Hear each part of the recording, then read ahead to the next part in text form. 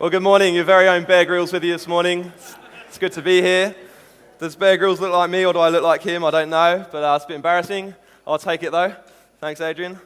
If you're new with us, we've been going through a series looking through the book of 1 Corinthians, which was a letter that Paul wrote. And so, if you are new, don't worry about the fact that we've been going through this through a number of weeks. Hopefully today will just stand alone as a message. The topic of love, really. So it's an exciting topic to talk about. I feel a little bit undone in regards to preparation regarding my understanding of love. And to be honest, it's going to be quite hard-hitting today as we discuss what true love is, as we look at that. But before I move on, it's important just to re-establish the church in Corinth, what actual Corinth was like. So the city of Corinth was like the Vanity Fair of the ancient world. It was young, it was influential, it was multicultural, paganistic. You could find the gods of Egypt, of Rome and Greece there. It was a city that was very strategic in location. It controlled two major harbors, commanding trade routes between Rome and Greece. So it was often a place that sailors would gladly stop by to spend their hard-earned cash on the many things that were available in Corinth, whether it was fine dining, or alcohol, or prostitution, or just merely a holiday by the seaside. It offered everything. And in some ways we can compare the city to our own. I guess Sydney has aspects of Corinth. To be honest, all the major cities of the world will certainly have aspects of Corinth, that sort of wild living, those things that were available. The name Corinth became a synonym of gross morality. Corinth not only became a synonym for wealth and luxury, but drunkenness and debauchery, and also filth. It was an indulgent place. But it was the place in which Paul wanted to establish his church, or God's church. And to be honest, the church was a massive battle for Paul. It was a huge battle. And numerous letters went back and forth. To be honest, the church there, they were unloving. They were rancorous. They were a divided group of people. They had come to faith in Jesus, yet they had really struggled to shed their old ways of living. And they had managed to hang on to these behaviors, things that were so embedded in their lives. And they were called to be salt and light to the city of Corinth. Rather, Corinth was salting them. And throughout the letters, we can see that they had behaved carnally. They were very fleshly in what they did. They had demonstrated worldliness. They were indulgent. They were contentious. They were vengeful. They were proud. They were compromising. It was like evangelism in reverse. Instead of the church influencing Corinth, Corinth was influencing the church. It was so bad that the spiritual gifts of the Holy Spirit were being falsified and corrupted and counterfeited. And there's a clear theme throughout the book of 1 Corinthians of the people's hostility towards one another. It's almost like they didn't like each other. They resented each other. They split into factions against each other. They argued. They shut each other out. They formed private groups and cliques. They sexually violated each other. They boasted against each other, despised each other in marriage, they divorced one another, they fought with each other, even over prominence regarding the spiritual gifts, so that their worship times were so chaotic as one guy tried to get on top of the other to share the thing that he thought the church needed to hear. It was like a complete mess. And hence, 4 letters that we hear about in the Bible going back and forth of Paul's toil to try and see this church through. And so last week, Mike actually spoke, or 2 weeks ago, it was Easter last week, wasn't it? 2 weeks ago, Mike spoke on 1 Corinthians 12, which talks about the types of spiritual gifts and their importance. And so logically, you'd think the next chapter in Paul's letter would be regarding the function of the spiritual gifts, how that they would function in the church. And yet we find that this passage on love is sandwiched between the two at chapter 13. And therefore illustrating to us that there's no point in learning about the functionality of even the Christian life before determining the foundation of love. And that's the very thing that we are going to look at today. So it's a totally different tone. If you read it, it doesn't sync up really with the other chapters. The way he writes is almost quite poetic. It's quite sequential. It just doesn't really look like the rest of the book. So quite an interesting chapter to read through. My way of doing it this morning is to break it into 3 segments. Let's be honest, the chapter already does that quite nicely for us. So I'll sort of read a chunk of scripture and we'll talk about it. I'll read the next chunk, we'll talk about it, and so on and so forth. So, first of all, if you guys want to turn into your Bibles, you can do that, devices, whatever, it will come up behind me. We're firstly going to look at verses 1 to 3. So I'll read that, you guys can follow along. And yet I will show you the most excellent way. This is Paul speaking to the Corinthian church. If I speak in the tongues of men or of angels, but do not have love, I am only a resounding gong or a clanging cymbal. If I have the gift of prophecy and can fathom all mysteries and all knowledge, and if I have faith that can move mountains, but do not have love, I am nothing. If I give all I possess to the poor. And when he says if I give all I possess, it was like you going to sell everything you had. And not just setting up like a thing that comes out of your bank account once a month. It was literally selling everything that you had, and you went around to feed the poor one by one by one. Saying if you did that, if you sold everything that you had and gave all of your possessions to the poor, you give over your body to hardship, that I may boast, or if I gave over my body to hardship, that I may boast, but do not have love, I gain nothing. So the first section is titled, All the Gear, No Idea. Has anyone ever been in a circumstance where they've had all the gear and no idea? I certainly have. When I first arrived in Australia, I met a guy with dreadlocks. I thought, I want to be just like you. He was a surfer. He said, do you want to go surfing? I said, sure. I had no surfboard, so I went and brought a surfboard. We met at DY, so I realized I needed a wetsuit because the water was quite cold. And we got there, the surf was quite big, so he said, let's rock off. I said, sure, let's rock off. So we went towards the rocks. I realized I didn't know what rocking off meant. So he explained to me rocking off meant waiting for a wave to come while you're on the rocks and then jumping out just as the wave approached. I said, sure, I'll do that. And he said, actually, look, why don't I go first? I said, no, you don't need to go first. I'll go first. And so I walked out towards the rocks with a packed house at DY Point, and I rocked off. But I decided to jump out as the wave approached, and my previous understanding of that is waiting for a wave to come and paddling for it. So that's exactly what I did. And the wave picked me up, threw me into the rocks, dinged my board, I dinged my body, and dinged my confidence as well. So all the gear, no idea. It was a sharp learning process about rocking off. But I wonder if you've been in that context. For these guys, it was surely like that. It feels like that they've got all the gear, but they have really no understanding of how to use it. And Paul actually uses himself tactfully in these hypothetical scenarios. He takes on himself. If I had everything and sold it all to the poor, or sold everything so I could give to the poor, he uses himself almost as the analogy, as the hypothetical situation, because he's wise like he's not saying if you do this or if you do that, he's actually taking it upon himself. So he's clever in that. But they clearly had this obsession with spiritual gifts. A real obsession actually with speaking in languages unknown, or speaking in the languages of the angels. And they would profess that, no, I've got the language of the angels, so let me speak. And that was a big thing for them. To be honest, the whole area of spiritual gifts was just another way in which they could be competitive and religious and cause rank amongst their church. And so he says you're like a resounding gong, or like a fanfare, and then there's nothing that follows. Like normally it's this is God. That's the way spiritual gifts are meant to work. God is this way. This is what he looks like. He heals people. He speaks to us. He gives us tongues, words of wisdom and knowledge. But for them it's like this is me.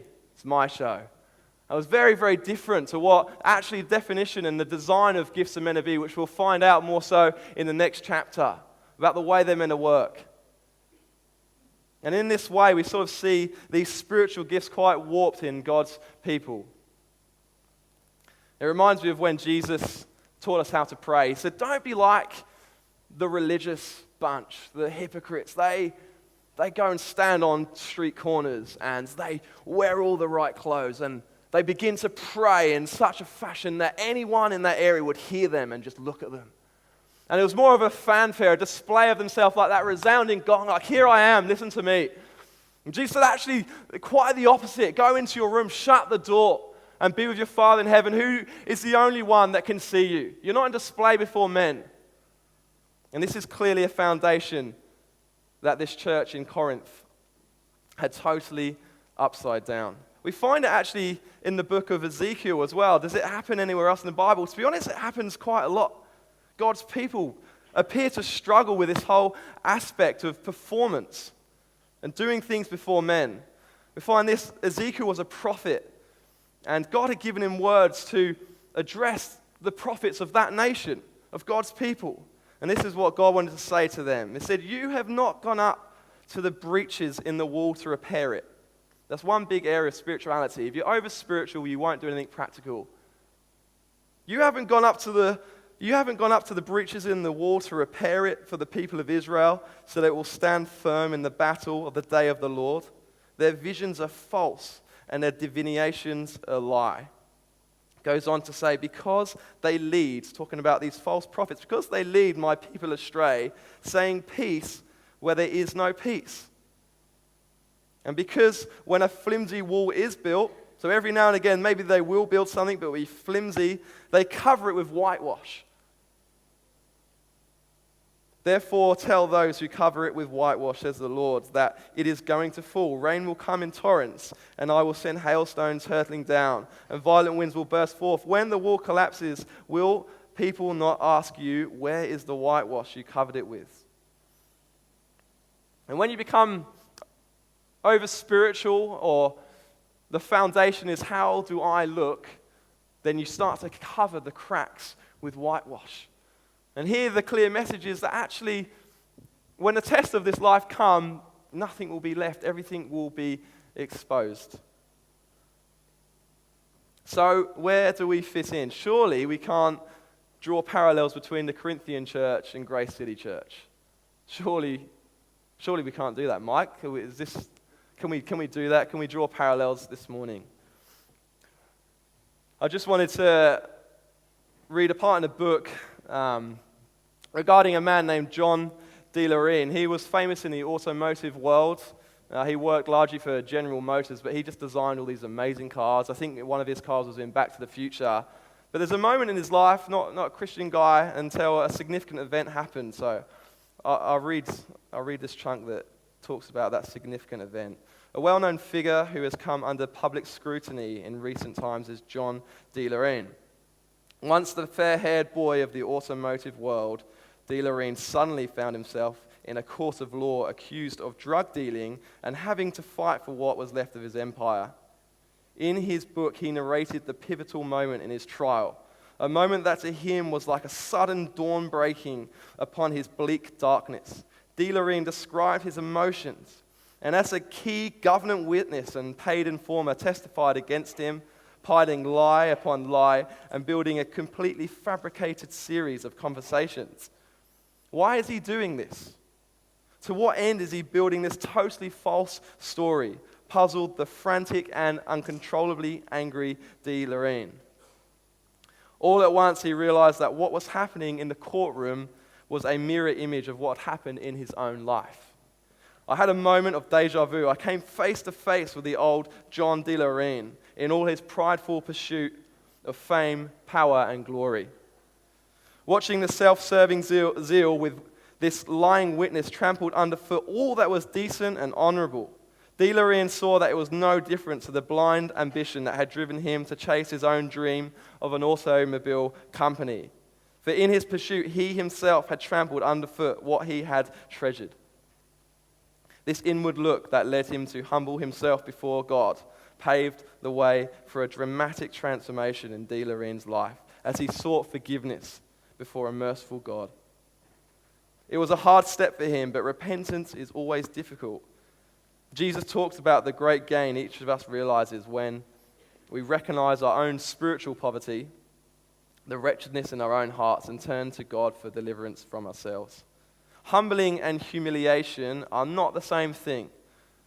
Only God humbles us without humiliating us and elevates us without flattering us. The psalmist David was able to say, "Search me, O God. Search me, O God, and see if there is any offensive way within me." And I want that to be our pose this morning, in a sense, of God, search us. How we like this church in Corinth. What do we have in our hearts that don't honor you? In this whole area of gifting where the world prizes that above character. What can we learn? And so I want to encourage you this morning to have a self-reflective heart, no matter who you are, where you've come from, how many years you've gone to church, or if this is your first time, or whatever religion or anything, to search your heart. It's a good place for humanity to start, to search your heart like David did. There are two things we can learn as cautions in this first chunk. The first is this, that you can actually be gifted without love. In God's church, that's a possibility. You can have incredible gifting, and at the center of that, you may not have love. You may not have love for God. This is a huge caution for us. Gifting is so prized, as I said, in our society. If I go to see Coldplay, I'm there to see Coldplay. I don't care what Chris Martin's done in his private life. I'm here to see Coldplay. And so as a world, we're so like that. We honor gifting above character. And so we want to be grounded this morning. Jesus actually said this, which is quite stark. He said, "Not everyone who says to me, 'Lord, Lord,' will enter the kingdom of heaven, but the one who does the will of my Father who is in heaven. And on that day, the final day, many will say to me, 'Lord, Lord, did we not prophesy in your name? Did we not cast out demons in your name? Did we not do mighty works in your name?' And then I will declare to them, 'I never knew you. I never knew you. I never knew you.'" So there's the first caution. You can actually be gifted without love. The second caution is this, is that you can actually run after spiritual gifting, and in a sense, I don't want to undo work that's already been done. I don't want to say, hang on, let's not run after spiritual gifting because it's obvious that, it's a bit more showy and whatnot. Actually, no, that's not the heart this morning, but I'm saying that you can actually run after spiritual gifting, which is something that we want to encourage, as Paul said, eagerly desire the gifts, but you can actually run after gifting in this world or in the church, in spiritual life, with the wrong motive. You can do that. That's possible. I want to get on the stage and preach, or I want to be part of the worship team so that people will see that I'm doing well. I remember chatting to a friend recently, and they said that they were in the kids' work, and their title was co-worker. And they just felt like, I'm just a co-worker. Like he's the leader. Like, how's he better than me? And it started to eat away at them somewhat. And actually in the church, there's lots of titles. There's eldership, or worship leader, or prophetic ministry team, connect group leader, whatever it might be. I'm so glad that the prerequisites to be an elder is totally based on character. Aren't you? Isn't that such a great thing? That it's not, they had to go and spend 3 years praying and fasting, or they had to raise 100 people from the dead, and okay, now they're ready. You know what I mean? We might not be stuck with too many elders if that was the case, but so glad it's based on character. You realize it's God's heart is character. It's character. And spirituality can actually, at times, make us a little bit exclusive. The Corinthians were like this. They had their own sects and their own groups, and this was just another area. I don't know, we actually pray in the tongues of angels, so this is our group. You're back there. You're just in normal tongues, so you're going to stay over there. That's kind of what they were like. Actually, I was thinking, man, even in my own life, doing church once a week or whatever it might be, I can at times be a bit inclusive of that. This is where I feel comfortable. I must talk differently. And this is where I feel comfortable. And actually, in that, you can almost be exclusive because it's like, this is my thing, and I sort of step away with what I'm normally like Monday to Friday, and this is what I do at church. And it can almost be two different lives. You can become exclusive in that. So let's go on and have a little look at what love is. This is the passage we've all heard at every other wedding. I've entitled this, Love's Made of Tough Stuff. Love is patient. Love is kind. It does not envy. It does not boast. It is not proud. It does not dishonor others. It's not self-seeking. It's not easily angered. It keeps no record of wrongs. Love does not delight in evil, but rejoices with the truth. It always protects. It always trusts. And it always hopes. And it always perseveres. Well, love is somewhat a vague and overused term, even as Adrian alluded to that this morning. Often if we say I love you in today's context, it means I love me but want you. I remember there was hearing a lady recently had a dilemma. So she went to her pastor. The pastor, there's a man that has said that he loves me, and if he can't marry me, then he's going to kill himself. What should I do? And the pastor said, do nothing. Because by the sounds of things, he loves himself but wants you. And that can be our definition, or the love really that we see established around us today. I love me but want you. And the Bible actually clearly defines 4 types of love. The first is eros, and that's that sort of sensual love. Maybe the husband and the wife, boyfriend and girlfriend. And actually, even in that, that's a little bit more about how do you make me feel. And then we see storge and philia. And storge is a family love, the love that you share with your family, and philia is respectively the love that we have one another, sort of the neighboring love. And in a sense, that's mutual love. You know, what can you do for me? What can I do for you? But then we see the love that's defined in this passage, the love that's spoken about, the love that is defined in Jesus Christ when he came to this earth. And that's the love of agape. So like eros was, what can I get? Storge and philia is, what can we do for each other? Agape is purely just giving. It's self-sacrificial. It's regardless of who the person is and what you get from them. And we're so feelings-based. We're so feelings-based, and we can be governed by that. And how does something make me feel? How does church make me feel?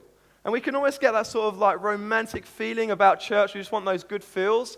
And so we'll come to church on a Sunday, and that's why we like church, because actually, it just makes us feel good.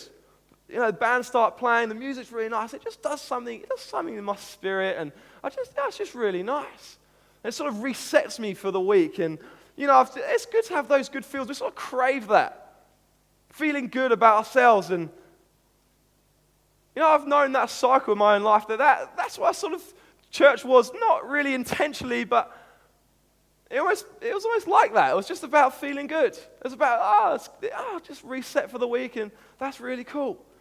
And I can go about Monday to Friday, Saturday, and then I can reset again.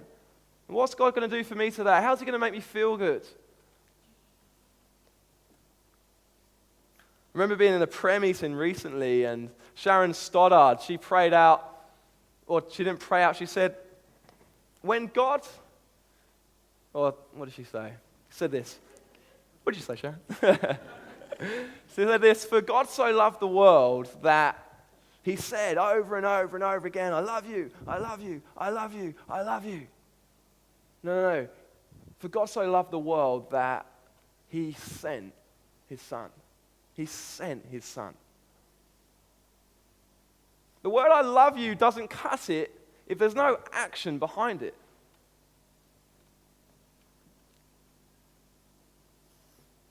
And so we realize this, that the reason you come to church and we sing amazing songs about truth, the reason that by nature you feel good is because God hasn't just said, I love you, but he has acted upon that. He's totally and utterly acted upon that. And will continue to act upon that every single day for the rest of your life and into eternity.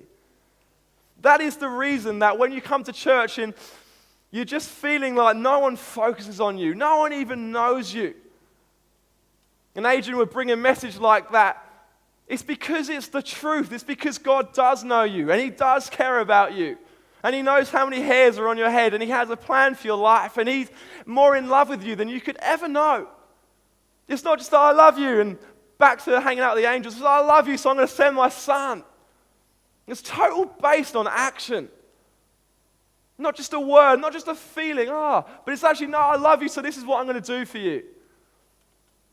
And I would say that is why church is a place, or when we come into the presence of God, we get the good feels. It's probably not the theologically correct way to put it, but it's true, right? God meets us at where we're at and reminds us of truth. Jesus said, if you love me, you'll keep my commands. In 1 John 3:16 it says this is how we know what love is. Jesus Christ laid down his life for us. Action. And therefore we ought to lay our lives down for our brothers and sisters. If anyone has material possessions and sees a brother or sister in need but has no pity on them, how can the love of God be in that person?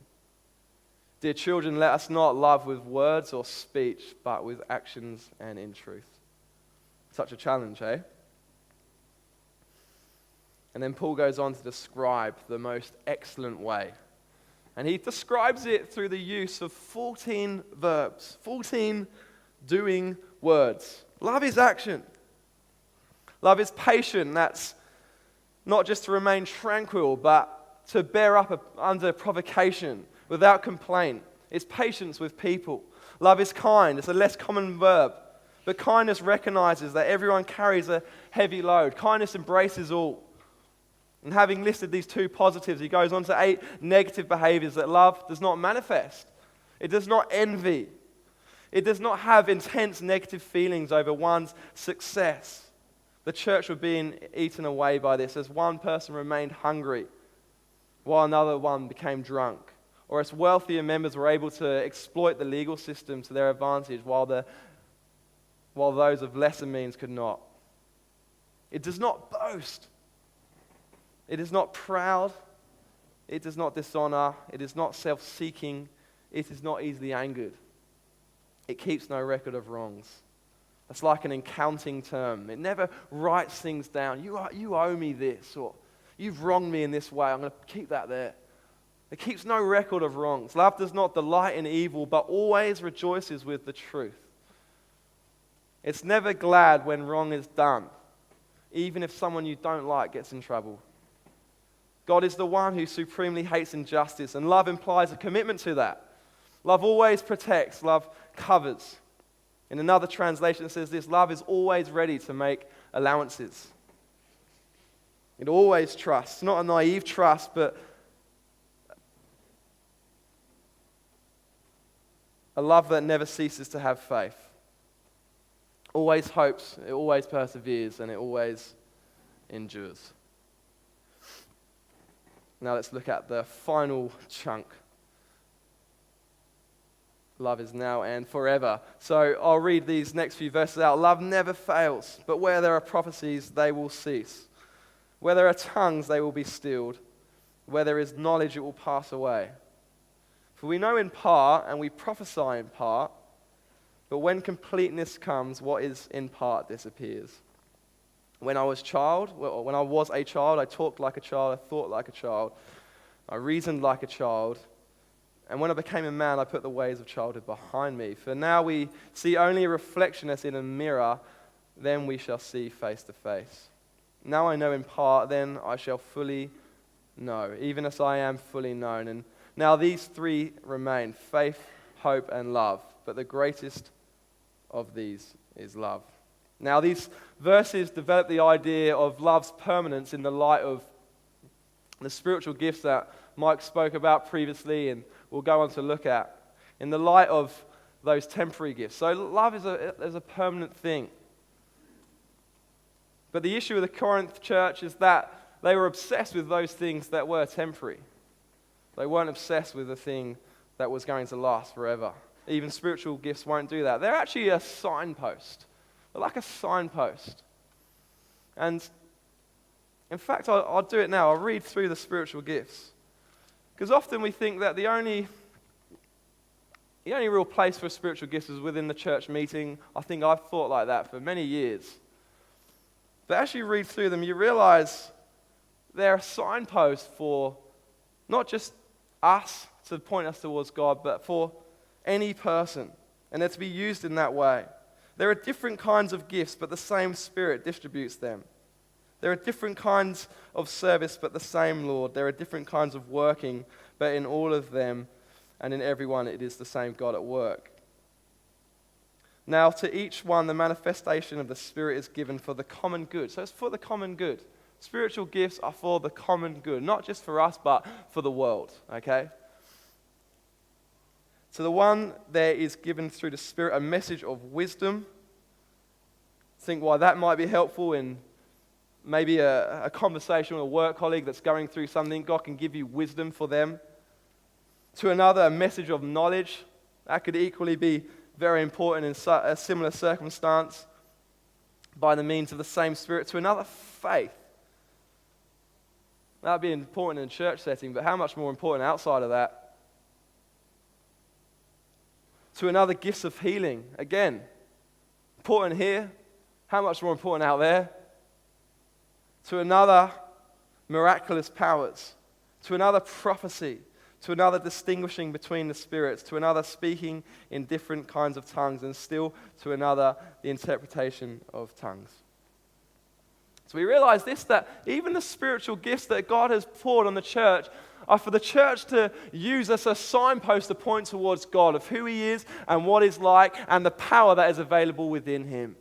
They're not something that we just hold on to and we get caught in our own sort of church and this is where we use them and we don't go and use them outside because they're just a bit weird and wacky. We just keep them in here. No, actually they're to be used for the common good. In everyday life, you're to have the Spirit in you, empowering you, giving you gifts so that in your life you can signpost towards God.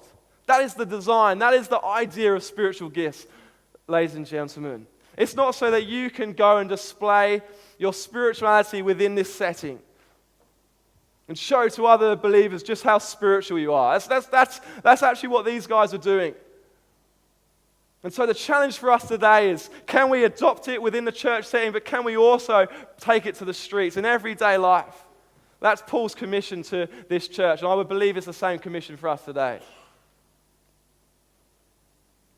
The Corinthian church were very good at making mirrors, actually. They made metal mirrors, but the one thing that they weren't so good at were making them flat or straight. I don't know if you've ever been to or seen yourself in one of those warped mirrors. You got like big biceps or like a massive chin or something like that. They sort of warp your perception. Or if you get out of the shower in the morning and you try and have a shave and the mirror's all steamed up, you're not cutting half your face off. It was like that. He was referring this sort of section to that. It's like when you see yourself in a mirror, you don't quite see the right reflection. It's steamed up. I can't quite see who I am. I can kind of make it out.